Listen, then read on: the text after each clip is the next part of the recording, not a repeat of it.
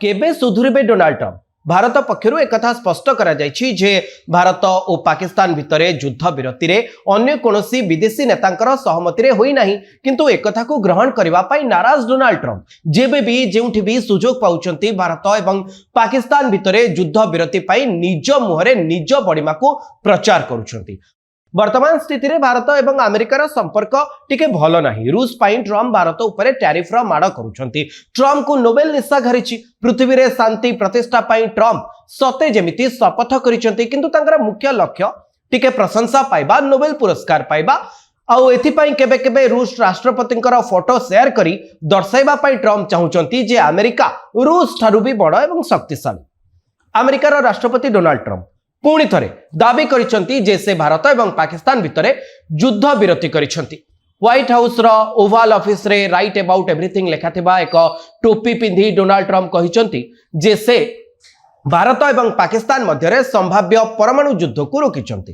Trump तांका विवृत्ति रे जोर देई कहिसंती जे सही समय रे परिस्थिति अत्यंत विपदजनक होइतिला एवं उभय देश एक बड़ परमाणु संघर्ष आड़क मुहाइतिले, किंतु तांका हस्तक्षेप परिस्थिति को नियंत्रण को आनिथिला। भारतर बारंबार ट्रंप कर दाबी को प्रत्याख्यान करने सत्वे ट्रंप किंतु बोलो मानु नाहंती। नुआ दिल्ली कहिछि जे युद्ध विरति कोनोसी तृतीय देशर मध्यस्थता द्वारा होई नाही, बरं भारत एवं पाकिस्तान सेनार डीजीएमओ को मध्यरे सीधासळख आलोचना द्वारा ही युद्ध विरति कथा स्थिर करा जायथिला।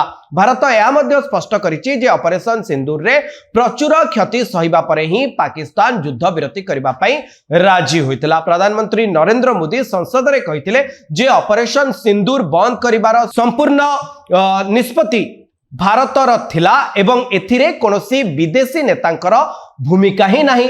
ट्रंप मे 10 तारिख रे सोशल मीडिया रे प्रथम थर पई लिखिथिले जे वाशिंगटन भारत एवं पाकिस्तान मध्य संपूर्ण एवं तुरंत अस्त्र विरति आनिछि। से दाबी करथिले जे एथिपाई सारा राति कुआडे आलोचना होइतिला।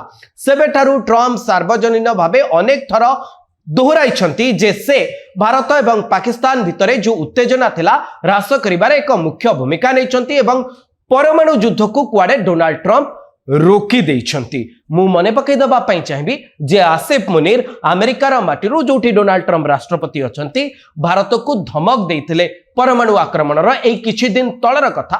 भारत एवं पाकिस्तान भितर चलिथिबा युद्ध प्रसंग रे एस जयशंकर मध्य निज मत रखिछंती। जयशंकर जहा मत रहिछि ऑपरेशन सिंदूर उपरे से कहिछंती जे अमेरिका रू फोन आसीथिला, अन्य देशरू मध्य कॉल आसीथिला।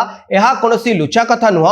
अति कम रे मो पाखरे जेते अमेरिकीय कॉल थिला से सबु मोर एक्स अकाउंट रे अछि, किंतु एहा कहिबा जे भारत एवं पाकिस्तान मध्य जो युद्धर फलाफल रहिथिला बा जो युद्ध विरति होइतिला ताहा पारस्परिक आलोचनार परिणाम नुह, बरं कहार मध्यस्थता द्वारा होइतिला एहा ठीक नुहे। अर्थात जयशंकर एक कथा कहबा कथा जे भारत एवं पाकिस्तान भितरे जो युद्धपूर्ण स्थिति होइतिला एथिरे कोनोसी तृतीय पक्ष मध्यस्थिता करिथिला एहा ठीक नुह।